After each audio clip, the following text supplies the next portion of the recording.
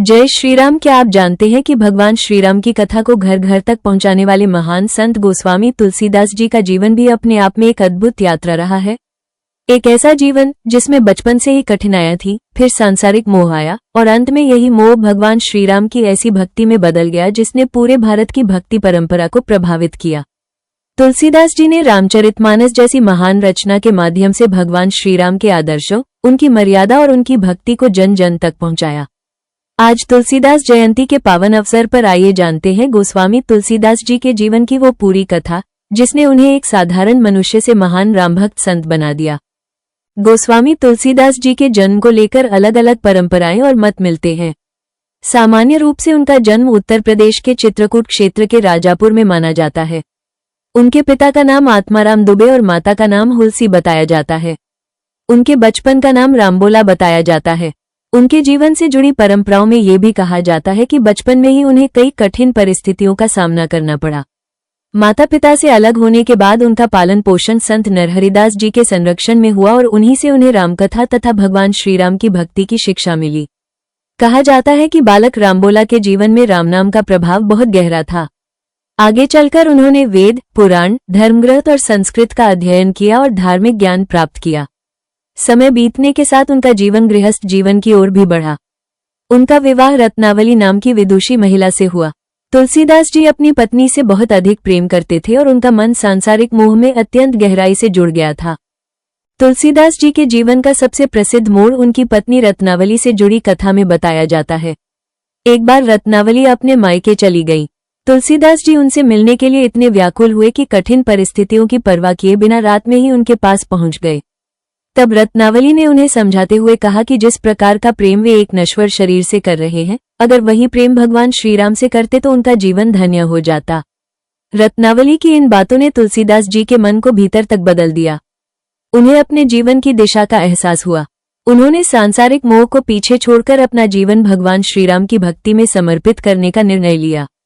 यही वो मोड़ माना जाता है जिसने तुलसीदास जी को महान रामभक्त संत के रूप में स्थापित किया। इसके बाद तुलसीदास जी ने अनेक तीर्थों की यात्रा की और भगवान श्रीराम की कथा तथा भक्ति का प्रचार किया। वे जहां भी जाते, लोगों को रामनाम का महत्व बताते और भगवान श्रीराम के आदर्शों की कथा सुनाते। उनकी भाषा सरल थी, इसलिए सामान्य लोग भी उनकी बातों को आसानी से समझ पाते थे। उस समय धार्मिक ग्रंथों का बड़ा हिस्सा संस्कृत भाषा में था। तुलसीदास जी ने भगवान श्रीराम की कथा को ऐसी भाषा में प्रस्तुत किया जिसे आम लोग भी पढ़ और सुन सके। इसी भावना से उन्होंने रामचरितमानस की रचना की।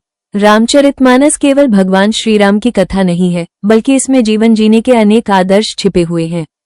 रामचरितमानस में भगवान श्रीराम के जन्म से लेकर उनके वनवास, माता सीता के हरण, हनुमान जी से मिलन, लंका विजय और अयोध्या वापसी तक की कथा का सुंदर वर्णन मिलता है। इसमें भगवान श्रीराम को मर्यादा पुरुषोत्तम के रूप में प्रस्तुत किया गया है।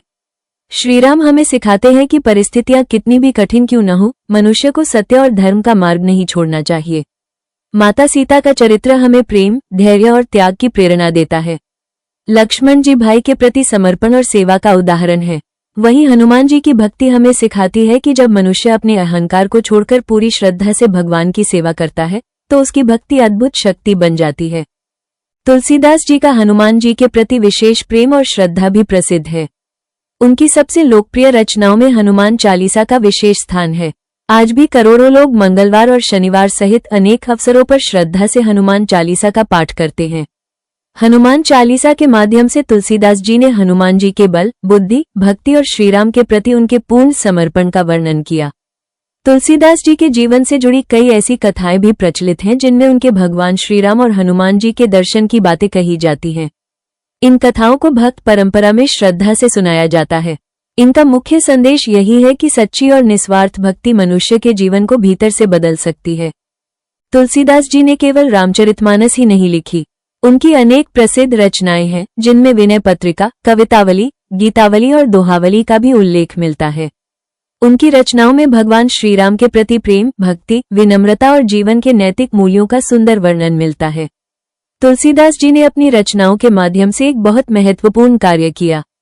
उन्होंने भगवान श्रीराम की कथा को केवल विद्वानों तक सीमित नहीं रहने दिया, बल्कि उसे गांव-गांव और घर-घर तक पहुंचाया। आज भी भारत के अनेक घरों में रामचरितमानस का पाठ किया जाता है और रामकथा सुनने की परंपरा जीवित है। तुलसीदास जयंती इसी महान संत की स्मृति में मनाई जाती है। इस दिन भक्त तुलसीदास जी को याद करते हैं, रामचरितमानस का पाठ करते हैं, भगवान श्रीराम का स्मरण करते हैं और उनके बताए हुए भक्ति एवं मर्यादा के मार्ग पर चलने का प्रयास करते हैं। तुलसीदास जी का जीवन हमें एक बहुत बड़ी सीख देता है।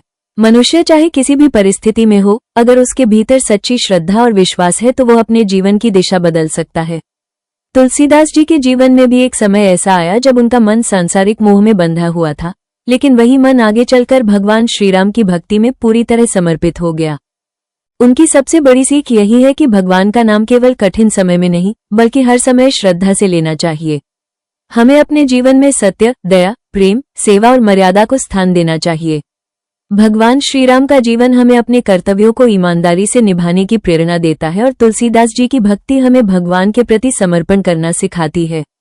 आज तुलसीदास जयंती के इस पावन अवसर पर आइए हम सभी भगवान श्रीराम के चरणों में श्रद्धा से प्रणाम करें और अपने मन में ये संकल्प लें कि हम अपने जीवन में अच्छे कर्म करेंगे, किसी का बुरा नहीं चाहेंगे, जरूरतमंद की सहायता करेंगे और हमेशा सत्य के मार्ग पर चलने का प्रयास करेंगे।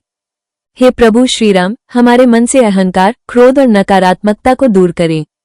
हमारे परिवार में सुख, शांति और प्रेम बनाए रखें। सभी के जीवन में खुशियां आएं और हर व्यक्ति को सही मार्ग पर चलने की शक्ति मिले।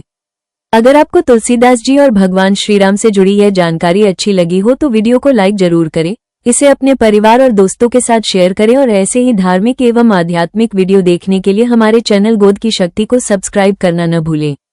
और कमेंट में श्रद्धा से एक बार जरूर लिखें, जय श्री राम, जय श्री राम।